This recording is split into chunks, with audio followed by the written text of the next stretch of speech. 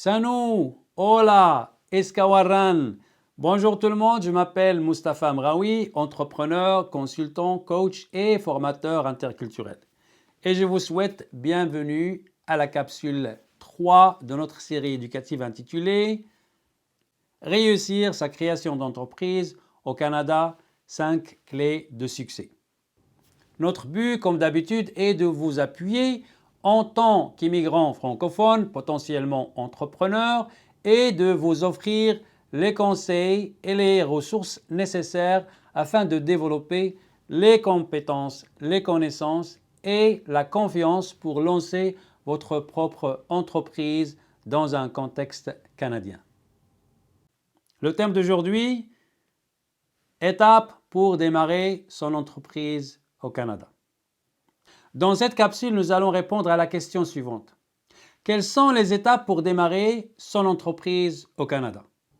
Comme vous le saviez, démarrer sa propre entreprise au Canada implique plusieurs étapes clés. La première étape, c'est de choisir une idée d'entreprise. Cette étape, appelée idéation, est cruciale pour la réussite ou l'échec de votre entreprise. Pensez à une idée d'entreprise qui répond à un besoin ou à une demande sur le marché. Posez-vous la question, y a-t-il un problème ou un obstacle auquel les gens font face et comment pourriez-vous les aider à résoudre ce problème en créant un nouveau produit ou service? Plusieurs personnes me demandent comment choisir le secteur de mon entreprise. Démarrer une entreprise, c'est comme se marier.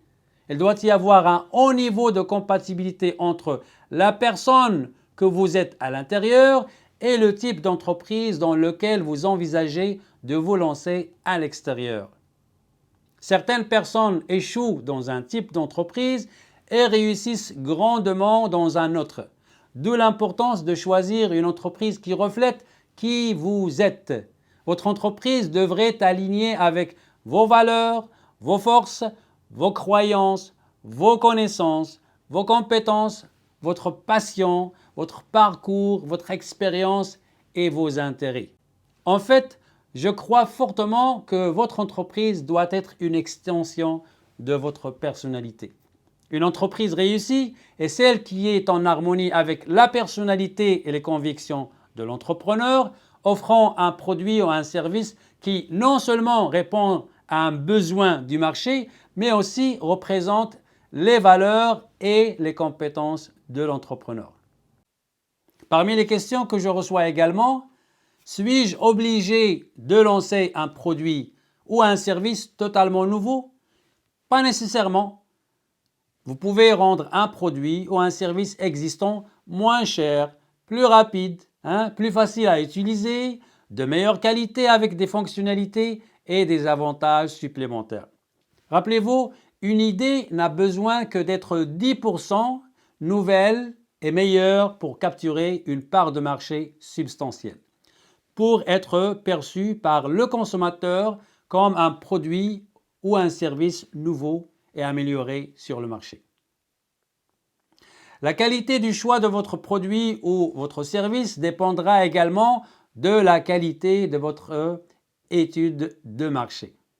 Vous devez donc clairement identifier votre client cible. Quel est son âge, son éducation, son revenu, ses valeurs, ses besoins, ses problèmes? Comment mon produit ou mon service aidera-t-il mon client à résoudre ses problèmes? Quel est l'avantage concurrentiel de mon produit ou service qui convaincra mon client d'acheter mon produit ou service plutôt que celui de mes concurrents? Et on passe à l'étape 2, élaborer un plan d'affaires. Il s'agit de la carte routière de votre entreprise.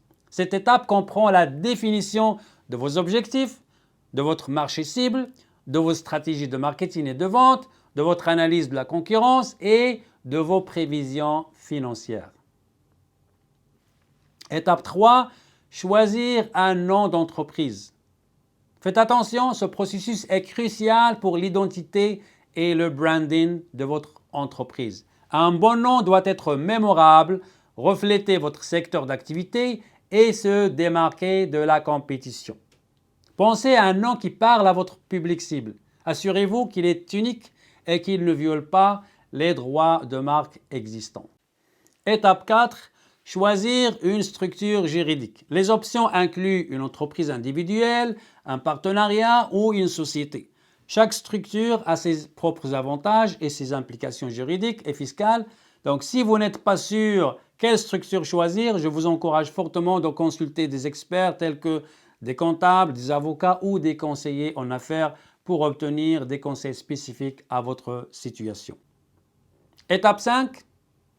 Enregistrez votre entreprise. Selon la structure choisie et votre lieu d'activité, vous devez enregistrer votre entreprise au niveau fédéral ou provincial. Étape 6.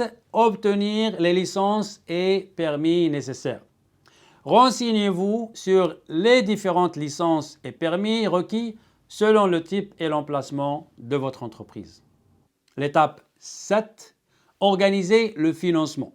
Donc vous pourriez avoir besoin de financement pour démarrer. Cela pourrait venir de vos économies personnelles, d'un prêt ou d'investisseurs. Renseignez-vous également sur les taxes et les impôts selon la structure juridique de votre entreprise. L'étape 8. Choisir et aménager un emplacement. Cela pourrait être un bureau, un magasin de détail ou même un espace de travail à domicile, en fonction de la nature de votre entreprise, bien sûr. Étape 9. Embaucher, gérer et former une équipe. Si votre entreprise nécessite des employés, il faudra procéder à leur recrutement, à leur formation et à leur gestion, évidemment. Et étape 10. Lancer des opérations de marketing et de vente. Cette étape est très importante pour attirer et fidéliser des clients. Donc, vous allez développer certainement votre stratégie de marketing pour promouvoir votre produit ou service. Cela inclut l'identification de votre public cible, la création de messages publicitaires attrayants et le choix des canaux de distribution appropriés. Les efforts de vente consistent à convertir l'intérêt des clients en achats réels en utilisant diverses techniques de vente et en établissant des relations solides avec les clients. Une bonne stratégie de marketing et de vente peut faire la différence entre le succès et l'échec de votre entreprise. L'étape 11, lancer l'entreprise. C'est le moment où votre plan d'affaires prend vie.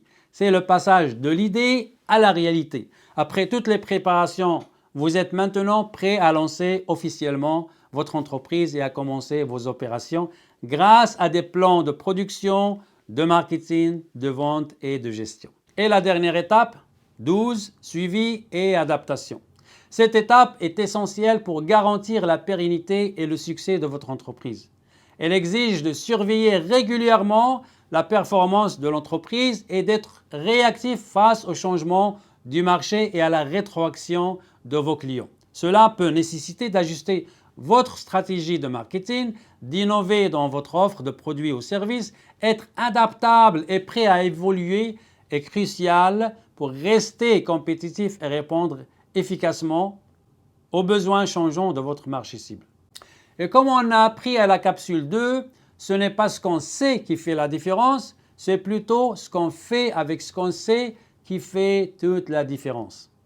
Pour cette raison, je vous invite à pratiquer la pensée axée sur le zéro ou Zero-Based Thinking. Autrement dit, sachant ce que je sais maintenant, qu'est-ce que je devrais apprendre, comprendre ou savoir pour compléter toutes les étapes pour démarrer mon entreprise au Canada? Quelles actions dois-je prendre? Quand? Comment? Et quelles ressources puis-je utiliser pour assurer un bon départ? Sur ce, je vous souhaite un bon succès dans votre projet entrepreneurial. Je vous retrouve à la capsule 4 et je vous laisse avec une belle citation de Guy Kawasaki. La meilleure raison de créer une entreprise est de donner du sens, de créer un produit ou un service pour rendre le monde meilleur.